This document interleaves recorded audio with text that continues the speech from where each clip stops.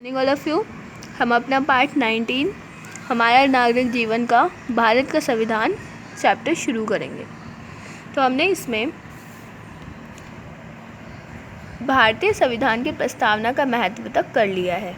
अब हम आगे करेंगे भारतीय संविधान की विशेषताएं। जो भारतीय संविधान है उसकी विशेषताएं क्या क्या हैं। हाँ, तो भारतीय संविधान की विशेषताएं क्या क्या हैं। संविधान उन नियमों के समूह को कहते हैं जिनके अनुसार किसी देश का शासन चलाया जाता है। किसी भी देश का संविधान बनाते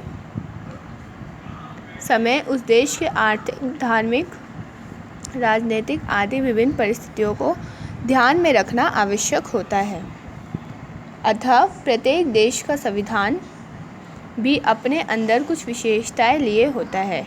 26 नवंबर 1950 को लागू होने वाला भारत का संविधान भी अपनी कुछ विशेषताएं रखता है जो निम्नलिखित हैं।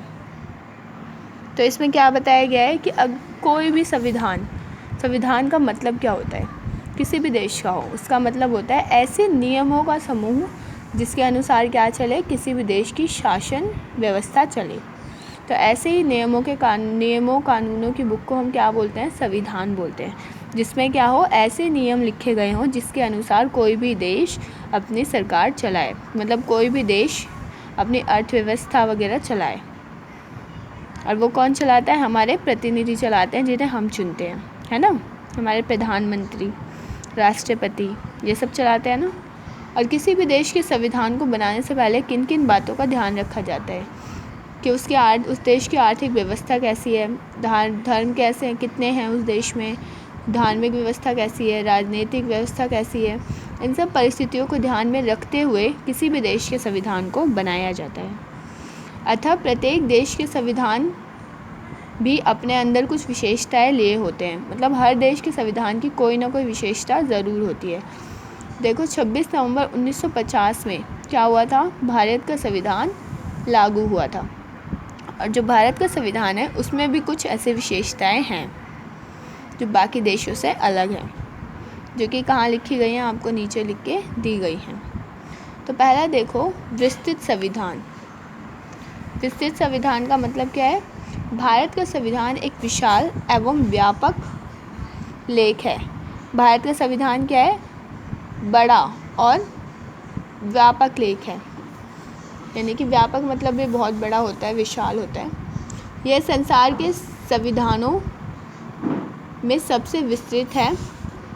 इसमें 395 अनुच्छेद हैं जिन्हें 22 भागों में बांटा गया है। इसमें अनुसूचियां भी शामिल है। तो देखो, विस्तृत संविधान का मतलब क्या होता है, ऐसा संविधान जो हर जगह फैला हो। तो ये संविधान क्या है, और जो बहुत बड़ा हो। तो जो भारत का संविधान है वो बहुत बड़ा संविधान है, ठीक है। इसमें हर चीज़ बहुत डिटेल में लिखी गई है। और जो हमारा संविधान है उसमें 395 क्या है, अनुच्छेद हैं, और उसमें भी 22 भाग हैं उनके, हर एक अनुच्छेद के, और हर एक भाग का कोई ना कोई अनुसूची भी है। जैसे मैं आपको सीधी लैंग्वेज में समझाती हूँ। कोई भी संविधान, जैसे किसी भी देश का संविधान है,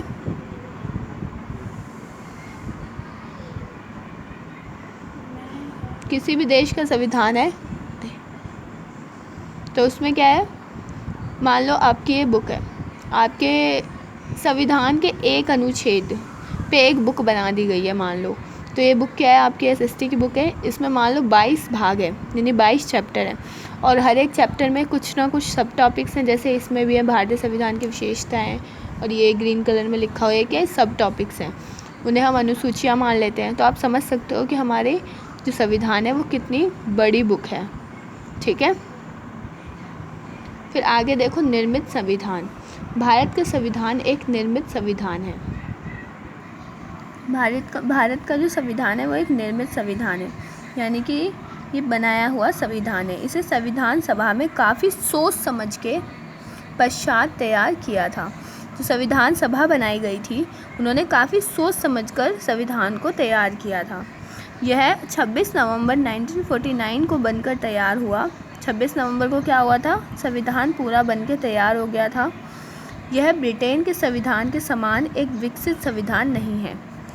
पर जो हमारा संविधान है वो ब्रिटेन के संविधान की तरह एक डेवलप्ड संविधान नहीं है, बट एक निर्मित संविधान ज़रूर है। मतलब ये बनाया हुआ संविधान है, हमने इसको बहुत सोच समझ कर बनाया है और इसको बनाने में बहुत समय भी लगा है।